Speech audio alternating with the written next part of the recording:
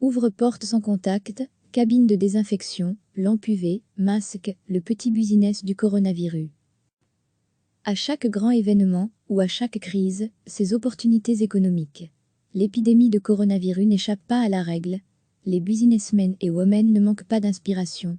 L'entrepreneuriat n'a peut-être jamais été aussi créatif qu'en cette période d'incertitude et de stress. Plus de 4 milliards d'individus dans le monde ont été ou sont confinés actuellement. De nouveaux besoins ont vu le jour, de nouvelles offres sont apparues. Petit tour d'horizon de ces produits et autres gadgets dont beaucoup ignoraient l'existence avant le coronavirus. Mise en avant sur les réseaux sociaux, le porte-clés Nous Touche fait partie de ces petites innovations qui feront le bonheur des hypocondriaques. Le principe, explique la société française TDL, spécialisée à la base dans les coques de smartphones, qui a lancé le Nous Touche, il y a quelques jours, une pièce de laiton faite pour ouvrir les portes et appuyer sur les boutons sans les toucher directement. But, éviter les microbes, mais aussi le coronavirus et la propagation dans l'espace public. Pourquoi du laiton ? Parce qu'il est naturellement antimicrobien, dit TDL qui cite Wikipédia. Le laiton est également un matériau durable et recyclable. C'est la meilleure solution que nous ayons trouvée pour construire notre porte-clés. Prix 25 € le porte-clés. Wallon Shell Astwicourt Nous Touche tout le taux à voix touching Dourandel, Buton and Scran. Iredito de l'IV directly from our workshop in Paris so you can expect 2-5 day shipping for France and Europe. Check out on our website. Une publication partagée par TDL Paris, @Paris, le 1 mai 2020 à 9,2.54 PDT. En l'espace de quelques jours, 3 modèles de cabines de désinfection ont vu le jour dans notre pays et ont fait l'objet d'une médiatisation. S'inspirant des exemples chinois ou turcs, ces tunnels fonctionnent de la manière suivante. Une personne pénètre dans un seau dans lequel est projetée une brume. Soit à base d'eau ozonée, soit à base d'un désinfectant. L'idée est de tuer le coronavirus lorsque celui-ci est présent sur du textile, un vêtement, une chaussure, ou sur le visage ou la main, avant d'avoir infecté la personne. Installés devant des commerces, ces outils sont adressés aux clients afin qu'ils pénètrent dans le magasin sans risque de contamination des rayons, des articles mis en avant ou encore des cabines d'essayage. Mais voilà, si les procédés sont brevetés par des sociétés internationales, ils n'ont pas obtenu d'autorisation en Belgique, notamment par le SPF Santé publique. À Boussu, à Anderlecht ou encore dans la région liégeoise, ces machines ont dû être démantelées.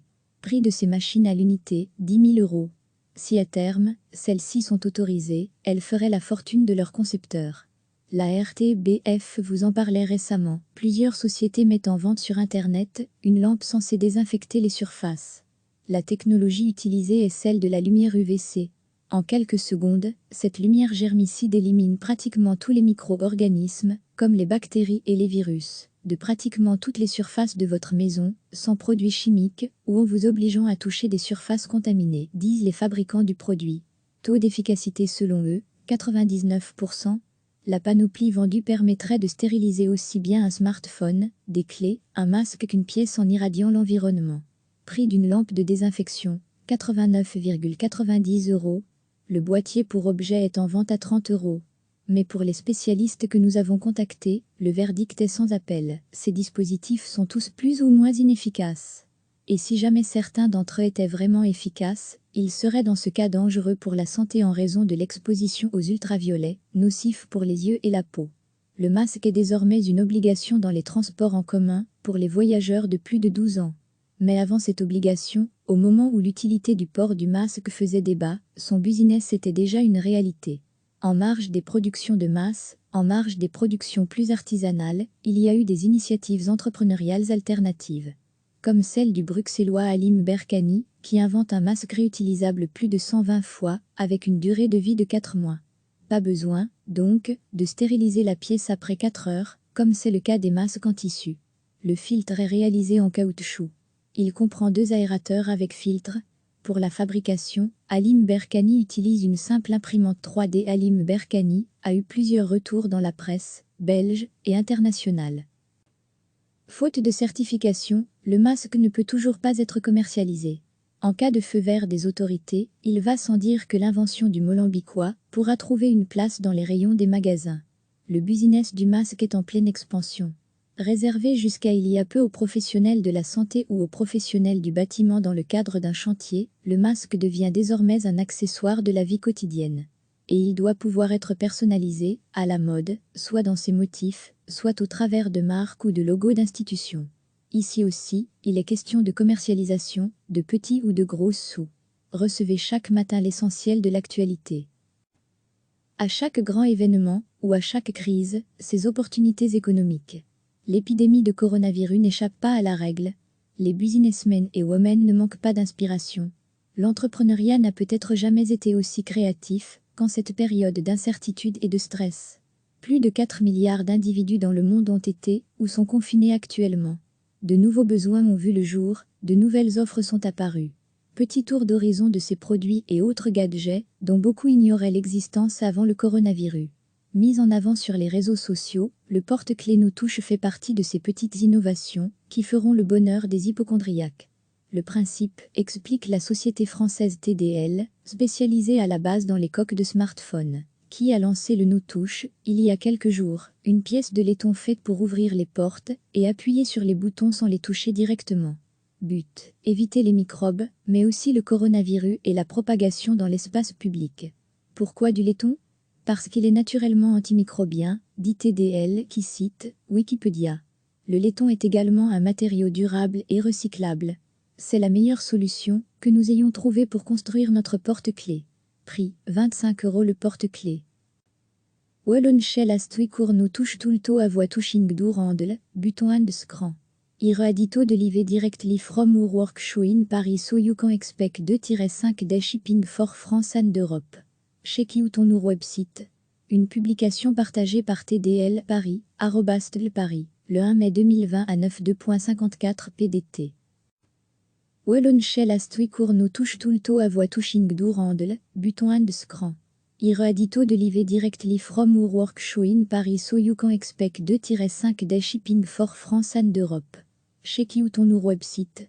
Une publication partagée par TDL Paris, @Paris, le 1 mai 2020 à 9:2.54 PDT. En l'espace de quelques jours, 3 modèles de cabines de désinfection ont vu le jour dans notre pays et ont fait l'objet d'une médiatisation.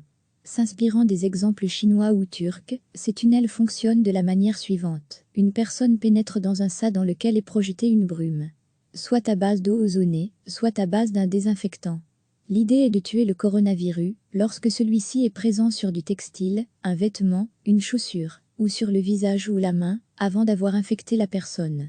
Installés devant des commerces, ces outils sont adressés aux clients afin qu'ils pénètrent dans le magasin sans risque de contamination des rayons, des articles mis en avant ou encore des cabines d'essayage. Mais voilà, si les procédés sont brevetés par des sociétés internationales, ils n'ont pas obtenu d'autorisation en Belgique, notamment par le SPF Santé publique. À Boussu, à Anderlecht ou encore dans la région liégeoise, ces machines ont dû être démantelées. Prix de ces machines à l'unité, 10 000 €. Si à terme, celles-ci sont autorisées, elles feraient la fortune de leurs concepteurs. La RTBF vous en parlait récemment. Plusieurs sociétés mettent en vente sur Internet une lampe censée désinfecter les surfaces. La technologie utilisée est celle de la lumière UVC. En quelques secondes, cette lumière germicide élimine pratiquement tous les micro-organismes, comme les bactéries et les virus, de pratiquement toutes les surfaces de votre maison, sans produits chimiques, ou en vous obligeant à toucher des surfaces contaminées, disent les fabricants du produit. Taux d'efficacité selon eux, 99%. La panoplie vendue permettrait de stériliser aussi bien un smartphone, des clés, un masque qu'une pièce en irradiant l'environnement. Prix d'une lampe de désinfection, 89,90 €. Le boîtier pour objet est en vente à 30 €. Mais pour les spécialistes que nous avons contactés, le verdict est sans appel. Ces dispositifs sont tous plus ou moins inefficaces. Et si jamais certains d'entre eux étaient vraiment efficaces, ils seraient dans ce cas dangereux pour la santé en raison de l'exposition aux ultraviolets, nocifs pour les yeux et la peau. Le masque est désormais une obligation dans les transports en commun pour les voyageurs de plus de 12 ans. Mais avant cette obligation, au moment où l'utilité du port du masque faisait débat, son business était déjà une réalité. En marge des productions de masse, en marge des productions plus artisanales, il y a eu des initiatives entrepreneuriales alternatives. Comme celle du bruxellois Halim Berkani, qui invente un masque réutilisable plus de 120 fois, avec une durée de vie de 4 mois. Pas besoin, donc, de stériliser la pièce après 4 heures, comme c'est le cas des masques en tissu. Le filtre est réalisé en caoutchouc. Il comprend 2 aérateurs avec filtre. Pour la fabrication, Halim Berkani utilise une simple imprimante 3D. Halim Berkani a eu plusieurs retours dans la presse, belge et internationale. Faute de certification, le masque ne peut toujours pas être commercialisé. En cas de feu vert des autorités, il va sans dire que l'invention du Molambicois pourra trouver une place dans les rayons des magasins. Le business du masque est en pleine expansion. Réservé jusqu'à il y a peu aux professionnels de la santé ou aux professionnels du bâtiment dans le cadre d'un chantier, le masque devient désormais un accessoire de la vie quotidienne. Et il doit pouvoir être personnalisé, à la mode, soit dans ses motifs, soit au travers de marques ou de logos d'institutions. Ici aussi, il est question de commercialisation, de petits ou de gros sous. Cliquez sur s'abonner pour recevoir les dernières nouvelles.